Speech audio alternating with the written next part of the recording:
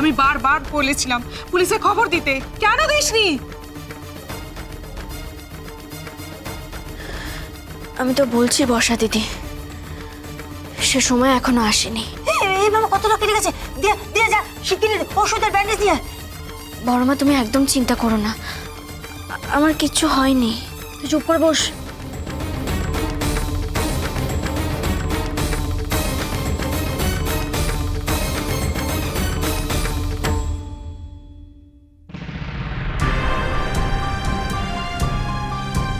আম্মা,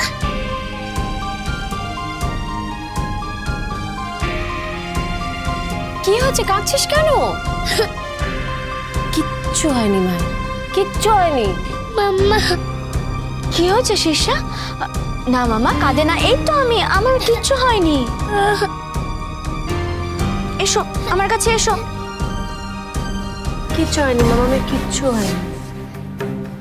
কিচ্ছু হয়নি সোনা।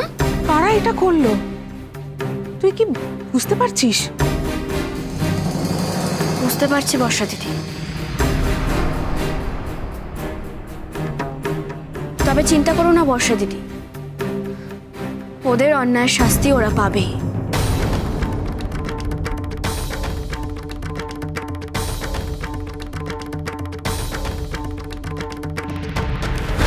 শীর্ষা, শীর্ষা, শীর্ষা, শীর্ষা,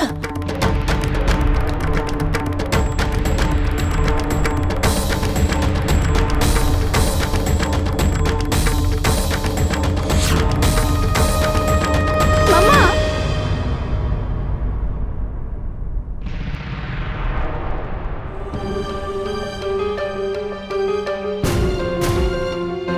সত্যি মুকুন্দবাবু, আপনি আমার জন্য এত করবেন আমি কিন্তু ভাবতেই পারিনি। আপনার ওয়ার্কশপে অ্যাকাউন্টস দেখার চাকরি দিয়েছেন আমাকে। আসলে একজন এমপ্লয়ির জন্য এতটা যে ভাববেন এটা কিন্তু ভাবা যায় না। না না, এমন আর কি করলাম যে? না না, কি বলছেন, এমন কি করলাম? আপনি তো আসল কাজটাই করে দিয়েছেন, সেদিন ওয়ার্কশপে আর আজকে সকালে বাড়িতে। আপনার লোকেরা গিয়ে মিনুকে চমকে দিয়ে এসেছে, এটা কি কম বড় কাজ? না না, ওটা তেমন কিছু নয়। আমি তেমন কিছু নয় কি মশাই, বিরাট কাজ এটা। এটা তো আমার করার কথা ছিল, আপনিই করে দিয়েছেন। আমি তো বলছি একজন এমপ্লয়ের জন্য একজন এমপ্লয়ার কখনো এতটা ভাবে না। দেখুন ইন্দ্রবাবু, আপনি আমাকে না বারবার ওই এমপ্লয়ি শব্দটা বলবেন না প্লিজ। আমি তো ভাবছি যে আমি আপনাকে আমাদের ব্যবসার পার্টনার করে নেব। হ্যাঁ, কি কি বলছেন কি আপনি? আমি? হ্যাঁ, ঠিকই শুনেছেন আপনি। তবে আমাদের মধ্যে একটা ওই মিউচুয়াল ডিল করতে হবে। মিউচুয়াল ডিল মানে কি রকম? মানে আপনাদের ওয়ার্কশপের যত বায়নাদাররা আছেন আর কি, তাদেরকে ভাঙিয়ে আমার এখানে নিয়ে আসতে হবে। পারবেন তো? কেন পারবো না, অবশ্যই পারবো। মিনুর ভরসা স্তম্ভগুলো একে একে সব সরিয়ে ফেলতে হবে, বদলা নিতেই হবে আমাকে। পালবাড়ি আর মিনুর সাদের ওয়ার্কশপ পথে বসাবো, পথে বসাতে হবেই। ঠিক আছে, তাহলে আজ অনেক রাত হলো, কাল থেকে চলে আসুন, লেগে পড়ুন কাজে। হ্যাঁ হ্যাঁ, আমি কাল সকালে অ্যাকাউন্ট নিয়ে বসে যাচ্ছি। সে তো বসবেনই, কিন্তু একটা জিনিস মাথায় রাখবেন, দ্বিতীয় কাজটায় আপনাকে মাথা ঘামাতে হবে বেশি। বুঝতে পেরেছি, আপনি চিন্তা করবেন না, যেমনটা চাইছেন তেমনটাই হবে।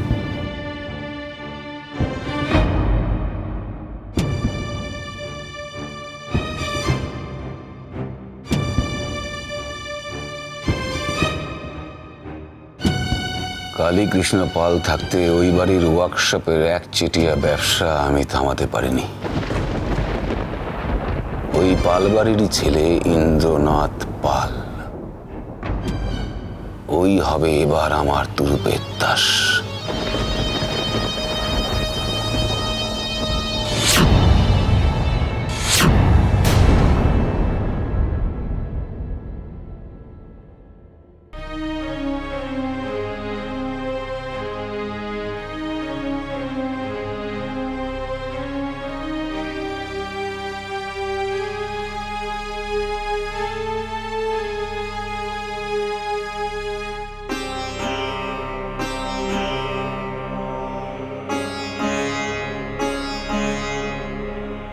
আমি তো আপনাদের আগেই বলেছিলাম, কোনো রকমের শখ, চিৎকার, চেঁচামেচির থেকে ওকে দূরে রাখবেন।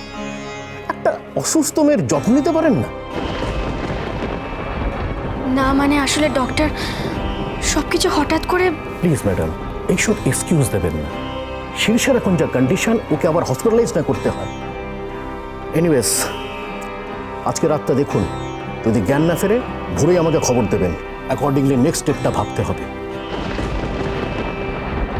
আমি আসছি এখন। ভগবান কি আমাদের একটু শান্তিতে থাকতে দেবেন না? কোনো কারণ ছাড়াই মেয়েটা আবার দোষের ভাগিদার হলো।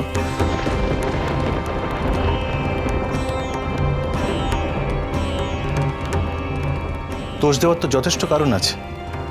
3 ঘন্টা, জাস্ট 3 ঘন্টা আমি বাড়িতে ছিলাম না, তার মধ্যে এত কিছু ঘটে গেল। এরপরেও আপনি নিজেকে রেসপন্সিবল বলবেন নির্ময়ী? দেখো জয়রাজ, বাড়িতে আজ যা ঘটেছে তার উপরে কারোর নিয়ন্ত্রণ ছিল না। মিনু তো গিয়ে গুন্ডাগুলোকে বলে আসেনি, নেমন্তন্ন করে আসেনি যে এসো আমাদের বাড়িতে যত ইচ্ছে ভাঙচুর করো। আমি তো বলবো মিনু আজকে নিজে চোট পেয়ে শীর্ষাকে বাঁচিয়েছে। কই সেটা নিয়ে তো তুমি একটাও কথা বলছো না। দেখো শোন, তোমাদের বাড়ির সমস্যা, ওয়ার্কশপের সমস্যা, এইসবের কারণে আমার শীর্ষার যদি কিছু হয়ে যায় তাহলে তো আমার কিছু করার থাকবে না। আর তুমি খুব ভালো করেই জানো যে শীর্ষার বয়সী আর 5টা বাচ্চার মতো কিন্তু ওর অবস্থা নয়, ও অসুস্থ। সুতরাং আমি নিশ্চয়ই আমার অসুস্থ মেয়েকে এমন একটা বাড়িতে রাখবো না যেখানে ওর বেসিক সিকিউরিটি পর্যন্ত নেই। আমি ওকে দিল্লিতে নিয়ে যাব, আর 1 মুহূর্ত ওয়েট করবো না, 1 মুহূর্ত না। না জয়রাজ,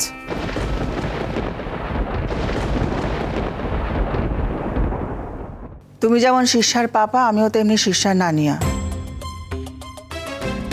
তোমারও যেমন শীর্ষার ওপর অধিকার আছে, আমারও আছে। আর একটা কথা ভুলে যেও না, প্রার্থনা মানে আমাদের সকলের মিনু, ওর মাসিমণি।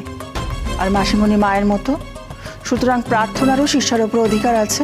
তুমি যেটা ওর পক্ষে ভালো বলে মনে করছো, সেটা যদি আমরা ভালো মনে না করি তাহলে কিন্তু সেটা আমরা তোমাকে করতে দেব না। তুমি যে এখান থেকে ওকে নিয়ে যেতে চাইছো, ওর মাম্মাকে দেখতে পাবে না, সেটা কি ওর শরীরের পক্ষে ভালো হবে বলে তুমি মনে করো?